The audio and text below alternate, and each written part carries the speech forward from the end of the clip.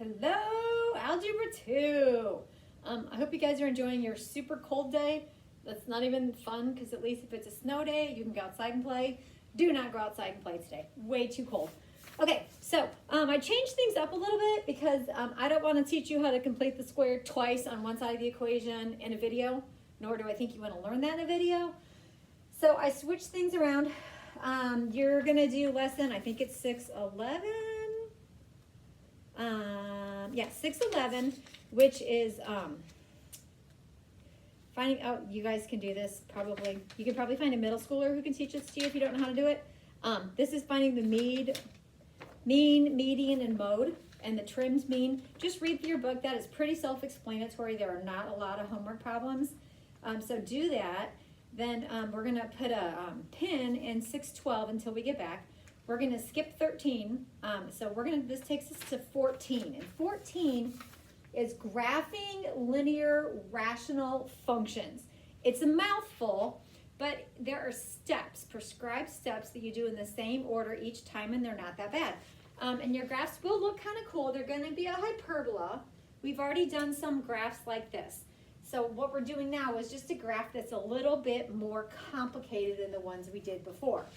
So this is a linear rational function, which means my numerator is going to be a linear equation. My denominator will be a linear equation. I have no exponents. That's what that means. Okay? Every time I graph a linear rational function, I will get a hyperbola. And so you know it has the two branches that curve around. It kind of looks like this. You can do lots of things to it to change its orientation, but for now, they're going to look like this. And there are 4 steps that you do every time in the same order.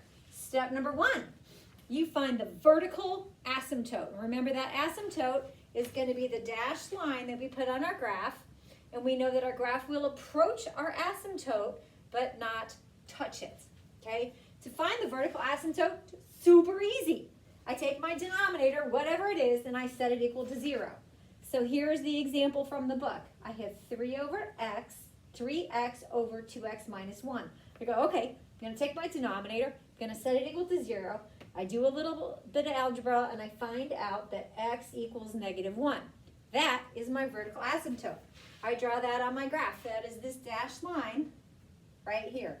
So that is my vertical asymptote. Now step 2 is you find your horizontal asymptote. And your horizontal asymptote is just a formula. So I come back to my standard form, I peel this a off my equation, and I peel this c, and that becomes my horizontal asymptote. Here my a is 3, my b is 2, so y equals 3/2. Great! Horizontal asymptote, I draw it. So I have another dashed line. Step number 3 is the ever complicated plug and chug. What you're going to do is you're going to pick points to the left of your vertical asymptote, to the right of your vertical asymptote. You're going to do all the plugging and the chugging to get your points, and then you'll graph them. So I looked and said, okay, this is my asymptote. I'm going to pick -1 and 0 because the math is easy. I would write out the math next to it. It's very easy to make mistakes here. So you just put in data, you do the math, you plot the points, and step number 4 is to draw a smooth curve, and it will have 2 branches.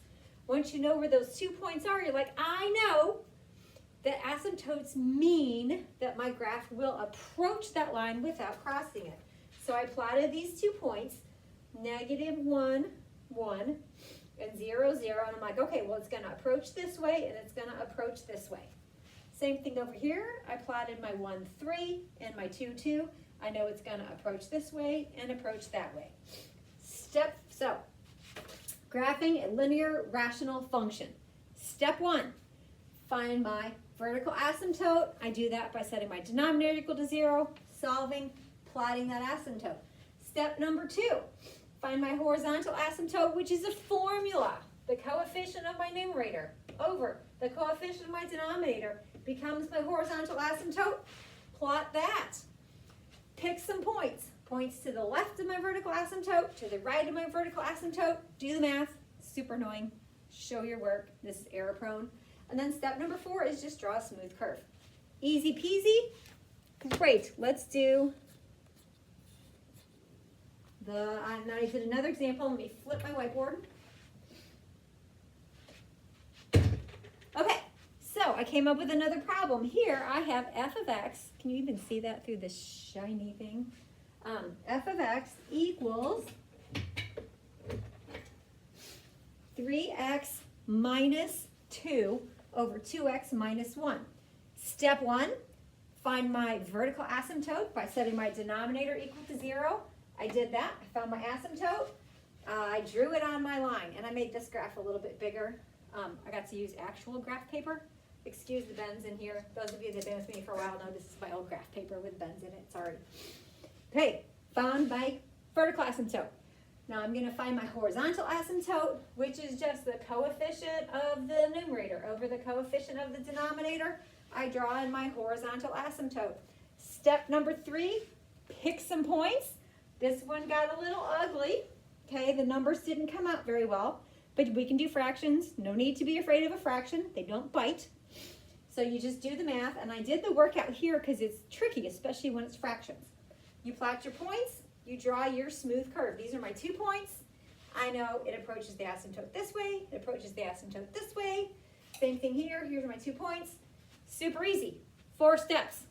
Vertical asymptote, horizontal asymptote, plug and chug, draw a graph. Okay? You have 4 of those for homework. Stay warm, and I really hope to see you guys on Wednesday because I have no desire to teach you how to complete the square on the right side of the equation twice. It's like twice as complicated as doing it once.